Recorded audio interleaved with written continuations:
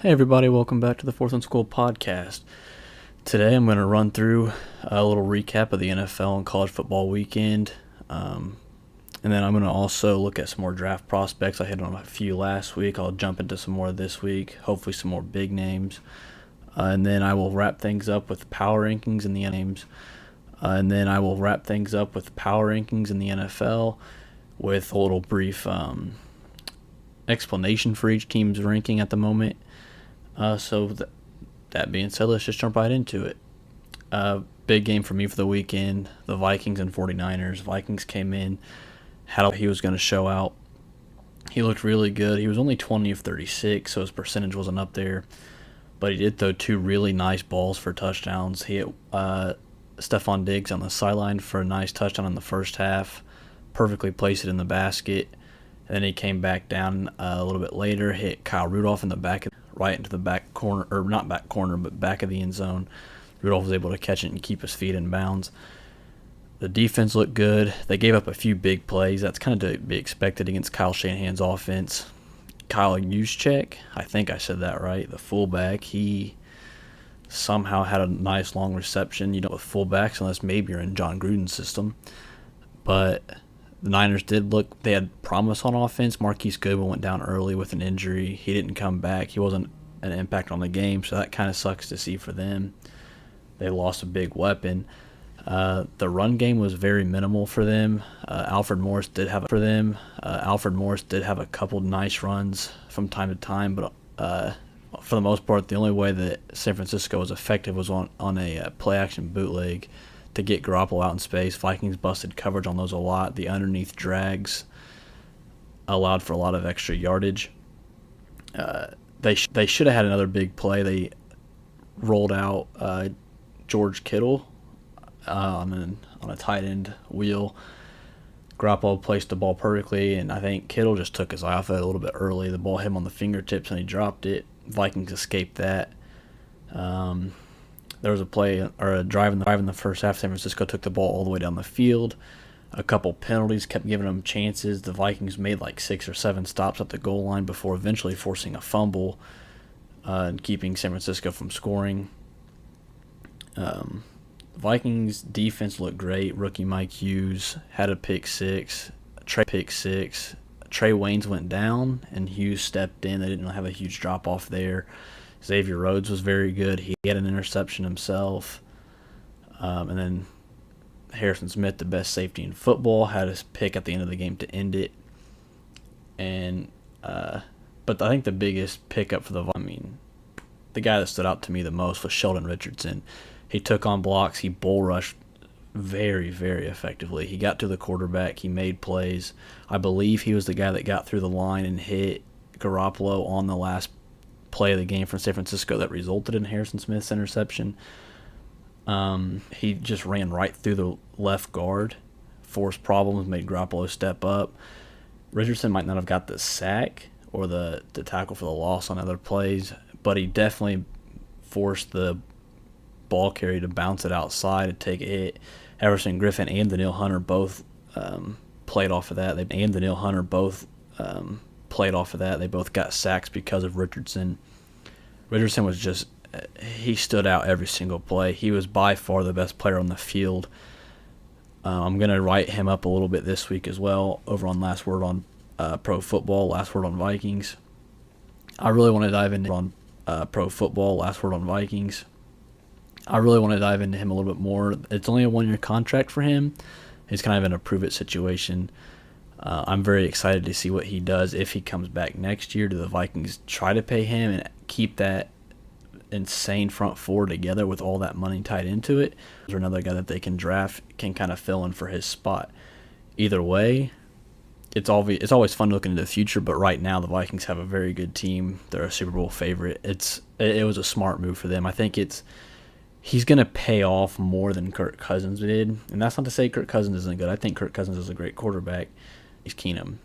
But when you add a guy like Sheldon Richardson, who is a Pro Bowler and just a dominant force on the defensive line, if you add him to a defensive line that's already got a Pro Bowler in Everson Griffin, you've got probably one of the best run-stopping defensive tackles in football with Linval Joseph, and then you've got the big extension in Danielle Hunter. I mean, it's a recipe for disaster for offenses. And I think Mike Zimmer's going to utilize him very well. They're going to get the most out of him. He loves it in Minnesota from what we can see so far. And I think he's going to – that defense was already top 1, 2 in the league, depending on how you rank them in Jacksonville.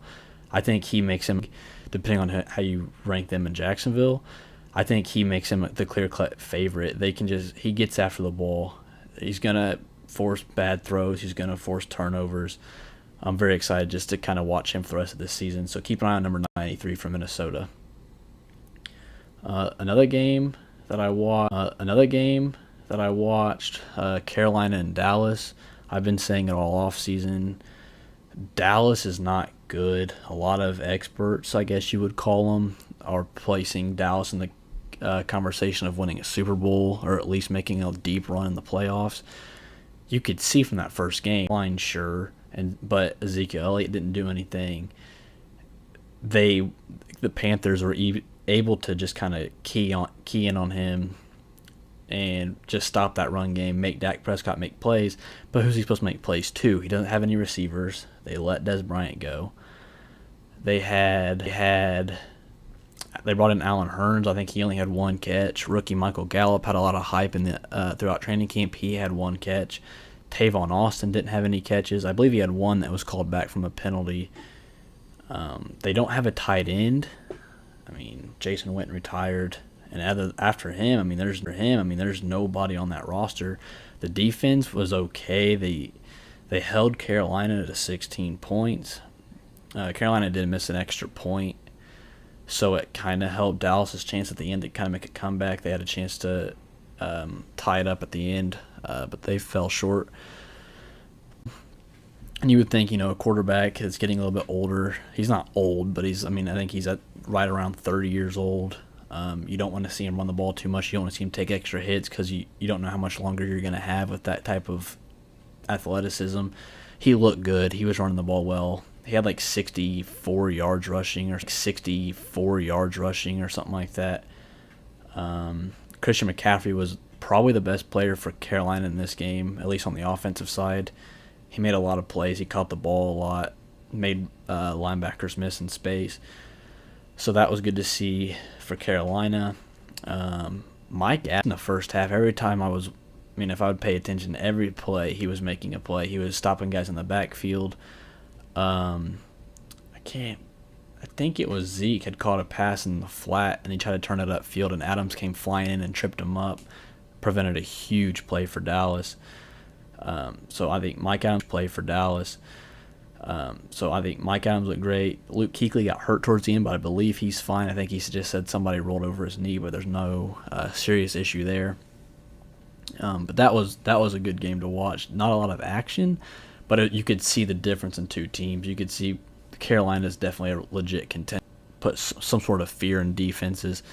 The Cowboys are the exact opposite. There's not a whole lot to like from them. So I'm not high on Dallas at all. I think I have them little preview for you. I think I have Dallas at number 30 in my power rankings after that first game. So yeah, that's it for that one. Packers Bears. That game pissed me off, if I'm being honest. Yeah, Aaron Rodgers made another great comeback. I'm tired of hearing it already.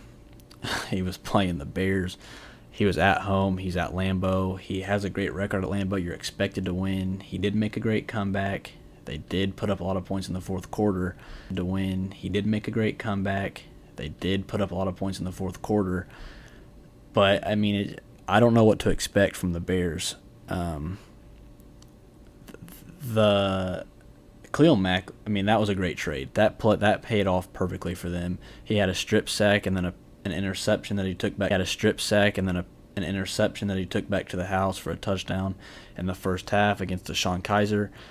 But the rest of that Bears defense just looked terrible. There was that play, the Aaron Rodgers touchdown to, I believe it was Devontae Adams or Randall Cobb, whichever one it was. He caught the ball. They just dumped it off in the middle of the field, and there was nobody. And the receiver just took off down the middle. Nobody was able to touch him.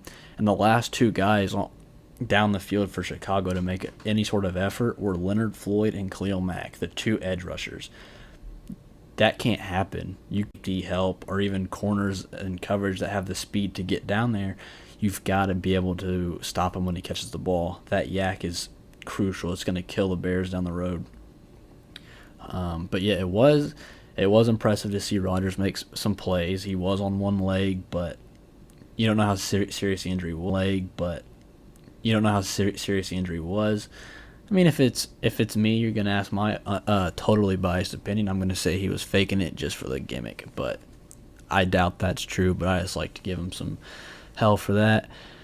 But yeah, that was an okay game. Mitch Trubisky looked pretty terrible though. I'm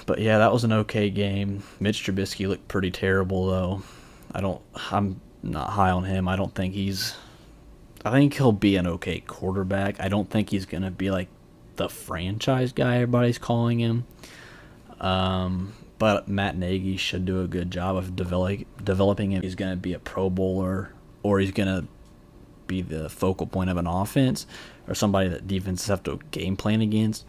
But he's going to be decent enough to hang on to a job. Let's see, other games from Sunday. Titans, Dolphins, I'm not even going to. The Saints and Bucks, I don't know what the hell happened in that game. Ryan Fitzpatrick somehow just shredded the defense. The Saints were coming into this year talking about how they had one of the best secondaries in football. They were getting mentioned up there with the Jags and the Vikings. Among others. And Deshaun Jackson caught 5 passes for like 140 yards or something like that. Mike Evans blew by Marshawn Lattimore for a touchdown. It's tough. I mean, it's the first week of the season, so there's going to be wrinkles work out. But giving up 48 points to the Buccaneers, who are arguably one of the worst rosters in football, it's not something you want to really see. That's about it for the Sunday games. I didn't really pay attention to a whole lot of the others. I did see a little bit of Case Keenum. He didn't look great. He threw a terrible pick to Earl Thomas. He didn't even see him, I guess. I don't know what he was doing. He threw the ball right to him. Let's see. The Giants and Jags, kind of what we expected. It wasn't going to be a huge scoring game. The Giants have all those weapons, but they don't have an offensive line. Eric Flowers, holy shit. I don't know what to say about that. He's not good. He's arguably the worst offensive lineman I've ever watched. And that's saying something, because I was stuck watching Matt Khalil give up strip sacks to end games pretty much on a weekly basis. He had a cool kicking penalty. I haven't seen that in a minute. Turnover, they won the game by 5. That pick six that's 6-7 points right there. Breaking news. Jeremy Hill just tore his ACL yesterday. Cool. But yeah. I don't know. I don't. It's kind of how we expected it. The Giants weren't going to just dominate. Odell Beckham looked good. Saquon Barkley had another big run. But on the whole, I mean, the Jags were going to dominate up front. It wasn't going to be a whole lot of offense for Jacksonville. It was going to be a gross, low-scoring game. That's what it was. It was 20-15 Jacksonville. Blake Bortles was Blake Bortles. Still, it was 20-15 Jacksonville. Blake Bortles was Blake Bortles. Still don't know how he's a starting quarterback making like $19 million on the 5th-year option, but whatever. It's not my argument to make. But yeah, so let's jump into some college football. Let's see, Saturday afternoon I was working, unfortunately, so I didn't get to watch a whole lot of the games. I did watch a little bit of the Georgia-South Carolina game while at work. Georgia put to rest any questions if they were a legit contender. They went on the road to South Carolina defense, and they smacked them. They put up 41 points. They were up 41-10 in the third quarter or something like that. Jake Fromm looked great. That defense looked great. They had a pick six early on. Granted, it was off of a tip pass the receiver should have caught, but DeAndre Baker caught it and took it to the house. To roll Tua Tagovailoa, I think I got that right actually. So stay impressed. I know it's pretty bizarre on first try, but we'll see how this goes. He's putting himself up there in the Heisman. I won't throw this out there right now. I don't know if he's an NFL quarterback down the road. His mechanics are disgusting. He throws the ball very weird. His arm mechanics are just gross. But if he works on it, I mean, he's definitely has the arm talent to do so, to be a quarterback at the next level. But they just continue to roll their opponents. It was Arkansas State, so who cares?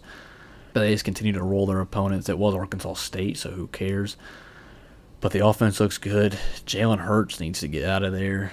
He needs to find a new place to play next season. He can grad transfer. It'd be cool to watch him go to Auburn and make that Iron Bowl a little bit more interesting. Let's see. Any other big college news? LSU took care of business this weekend. Notre Dame. Notre Dame showed who they truly are. They almost blew a game to the powerhouse that we've all come to know in Ball State. I don't know. They're probably like a top 5 team in the world, actually. They're better than most NFL teams. It's Ball State. Handed it to Notre Dame, beat them, or only lost by like 8. There was a few good games, but then there were some really bad ones as well. Let's see. Arizona played a game at noon Eastern time, which is Houston.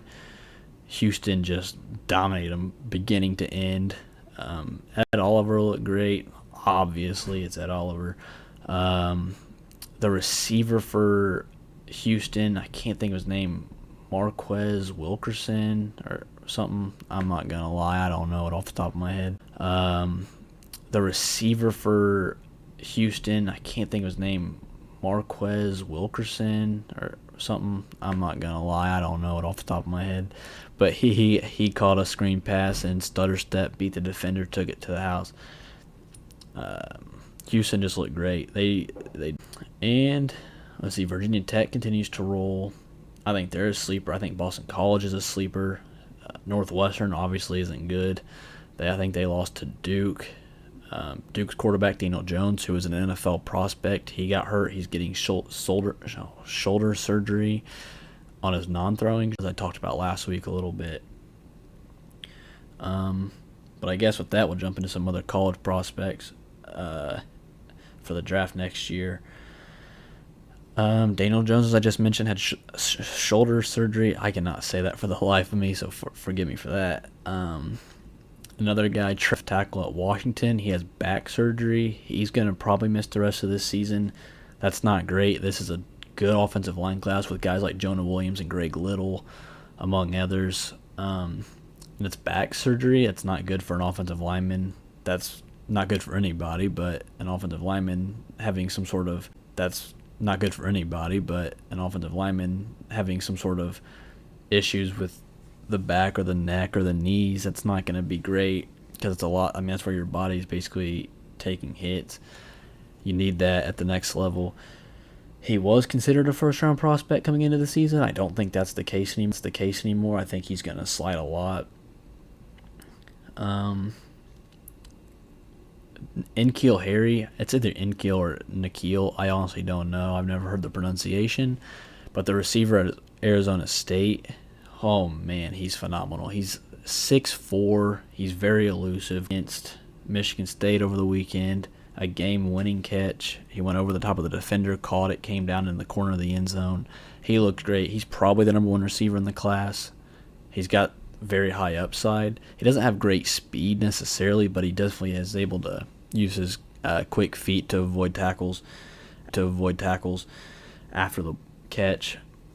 Other good receivers like Deebo Samuel at South Carolina. He had a good matchup with DeAndre Baker. He didn't win a lot of 50-50 balls from what I saw in the limited portion of the game I watched, but he did draw a couple pass interference penalties.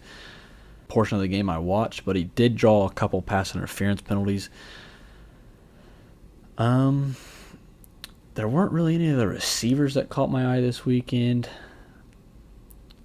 let's see. The Clemson and Texas A&M game was a great game. What I just said, Texas A&M had a receiver make a ton of plays. I don't even know his name, but he was number 13. Not Mike Evans. Sorry about that. It's definitely not Mike Evans for that spoiler alert. But he caught the game or the touchdown pass with about a minute left. It should have been intercepted. It was the ball in at the front of the end zone to give A&M a chance to tie it up. They ended up not getting the 2-point conversion, and Clemson ended up winning it 28-26. But for Clemson, I mean, that team is no joke. Trevor Lawrence came in, his first play, he threw a dime. T. Higgins caught it, broke it. His first play, he threw a dime. T. Higgins caught it, broke it to the house. Kelly Bryant looked good. I think he threw a touchdown pass as well. Across the middle, he threw a little quick slant right into the arms of the receiver. Cleveland Farrell continues to ball out on their defensive line. There's just so much talent for Clemson. It's obviously up there for the national title this year. They've got a good quarterback now for a while. They've got Trevor Lawrence for at least 3 years, unless he transfers, but I don't see that happening. I think he takes over as a starting quarterback before this season ends. So yeah, there's a lot to like there. I think Trevor Lawrence is the number one quarterback prospect 2022 or 2021 class. It'll be him and Justin Fields, yeah, so there's a lot to like there. Jake Fromm, another quarterback to watch in the future. I think he's eligible after next season, so for the 2020 draft. He's going to have a big career at Georgia. He's going to have a chance to go probably number one overall in the draft. So there's just a lot of good talent right now at quarterback in college football. The younger guys now with Justin Fields and Trevor Lawrence and Jake Fromm and a few other guys that aren't starting yet. They're taking kind of like a redshirt year. I think it's a lot better than what we're seeing right now from this year's class and potentially next year's class. But I do like the prospects that are coming out. So yeah, and with that, I'll jump into some power rankings of the NFL, and we'll get out of here with a nice little Tuesday show. So my power rankings are going to just go through all 32 teams with a quick little explanation for why I have them listed at where I do. Starting things off, I've got the Bills at number 32. It was an abysmal performance. Nathan Peterman kind of picked up where everybody knows what he could do last year. Didn't look great. Next, 31, I've got the Cardinals. Didn't look great. They got blown out by a not super talented Washington team. I've got the Cowboys at 3. They don't scare me. They don't really have an offense. Defense didn't do anything impressive. Carolina only scored 16 points, but Norv Turner's the offensive coordinator, so that's kind of a question mark. I've got the Colts at 29. They could be worse, I guess, but they did lose to the Bengals at home. Coincidentally, I have the Bengals at 28. They beat the Colts. That's why I have them a little bit ahead of them. Other than that, they're pretty even. So just a little reminder, just because you beat a team doesn't mean you're going to be ranked higher than them. But in this instance, Cincinnati and Indianapolis have very similar rosters. I feel like the talent's pretty similar, so given them that game, I'm going to put them one spot higher. 27, I've got the Browns. They played sloppy, but the weather wasn't a factor. But they're better than what they've been in the past. I have Seattle at 26. Russell Wilson's all they have. They need some help. Dolphins at 25. Boring game, but better than I anticipated them to be. I expected them to be one of the worst teams in the league. Tampa Bay at 24. That was a big win over New Orleans. I think that was probably a bit of a fluke. It was week 1. Ryan Fitzpatrick, I don't know if he's going to replicate that. It was a pretty good spot for Tampa Bay. 23rd, I've got the Denver Broncos. They were all defense. Keenum was overpaid. He did throw 3 interceptions, including a really bad pass to Earl Thomas. 22, I've got the Raiders. They were exactly what I expected. They don't have a defense. Derek Carr didn't look great, to be honest. He did throw a couple bad interceptions. But I think the Raiders are going to slide a little bit more as the season progresses. At 21, I've got the Jets, but they're on their way up very quickly. Their defense was arguably the best that I saw from the entire week, but there are still a little bit of unknowns. I don't know how Sam Darnold the entire week, but there are still a little bit of unknowns. I don't know how Sam Darnold's actually going to fare throughout the rookie season. They kind of protected him a little bit. He did throw a pick six to start the game. Next up, I've got Washington. That was a big win for them over the Cardinals, as we mentioned. Adrian Peterson looked pretty good. Overall, they have the talent to beat any of the higher-ranked teams. Chicago at 19. Mitch Trubisky is not that great in my opinion. I think he's an average quarterback. I think I mentioned that earlier. The defense definitely did need Khalil Mack. He made a bunch of plays all over the field. 18, I've got the Falcons dropping what it comes down to. They've got to show that they can score points with ease. 17, the Titans. Mariota got hurt. They had a slow start. They did lose to the Dolphins, which is a bit of a surprise. So they need to clean that up moving forward. 16, I've got the 49ers. Was that the actual Jimmy Garoppolo? Or was that the actual Jimmy Garoppolo? Or was what we saw at the end of last year the real him? It's hard to tell. He played against the best defense in the league. I do think San Francisco has a lot of talent. They do have a good coach, but it's going to be interesting to watch them throughout the season as well. 15, I've got the Lions, but they could be on their way at sliding down my list. Stafford got hurt. He played hurt all night. They got blown out by a decent Jets team. Nothing crazy. I mean, they're 21st on my list. But Stafford's injury is going to be something to monitor. And the defense, that's disgusting. The Giants at 14, I think they're probably in the top 8, at least top 10 if they don't have Eric Flowers. He's a train wreck on the offensive line. Other than that, there's not really a lot of questions that I have for the Giants. 13, I've got the Chargers. They got embarrassed at home. They need to bounce back, especially losing a divisional game like that. 12, I've got the Packers. I don't know if they have anything other than Aaron Rodgers. We saw how bad they were when he was out. 11, I've got the Ravens. That was a big win. They put up 47 points, but it was against the Bills. The Saints I had dropping down to 10. They were down 48-24 before making a comeback. So I have a lot of question marks about the defense and if the offense can actually perform without having to go full air out mode while trailing big in the second half. I have the Jags at 9. They have no offense. They have a couple of big plays allowed on defense. Odell Beckham had like 111 yards. Saquon Barkley busted a long run. So I don't have Jacksonville even in the top of their division because at number 8 I have Houston. Again, took them down to the wire before losing on the road to Tom Brady. They have a great young core. I think Houston's going to be a sleeper to watch this year. 7, I've got the Steelers. They tied the Browns, but it was bad conditions. Big Ben threw 4 interceptions. I'm not going to completely drop them in the rankings. Just because I don't know how much the weather played into it. 6, I've got the Eagles. They're not great with Foles. They had a slow offensive start. Defense still looks great, but I'm not going to put them in the top 5. Number 5, I've got the Chiefs. They were a huge surprise. Hill and Mahomes looked great. I didn't expect to have them this high, but here we are. Number 4, I've got the Panthers. They had just a great performance. The offense didn't put up points, but they were very effective moving the ball. Cam Newton ran the ball very well. He used Christian McCaffrey a lot underneath. The defense stopped Dallas with ease. So I have Carolina top 4 right now. Number 3, I've got the Rams. They have a lot of star power. As we all know, they had a big offseason, but the big question is, are they going to mesh? Or are they going to have too many boneheaded penalties and distractions in the locker room that's going to keep them from best start against the Raiders as we would like? But they did end up winning the game pretty handily on Monday night. So I do think that I'm not going to have them slide or move. I have them right there at 3. Number 2, I've got the Patriots. They took care of business versus a good Houston team, as I just kind of mentioned a minute ago.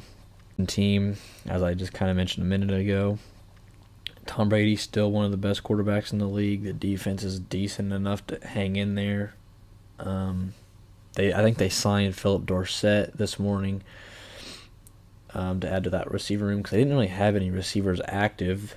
They kind of had all they have is, but I'm not going to have them anywhere other than top 5 all season as long as Brady's healthy. And for the time being, I've got them number 2. And currently atop the standings, I've got Minnesota. They were dominant from start to finish. Cousins looked phenomenal. The defense looked great. They rattled Jimmy Garoppolo. Kyle Shanahan's scheme didn't necessarily tear them apart. So with that, those are my top 32, or ranking all 32. I'll catch you guys later in the week. I'll talk about some running back situations that I'm not super fond of. Big question mark that this week's games. If you have any games you want me to talk about or to preview, just let me know, and I'll try to cover as much as I can. And yeah, with that, I'll let you guys go. We'll get out of here, and we'll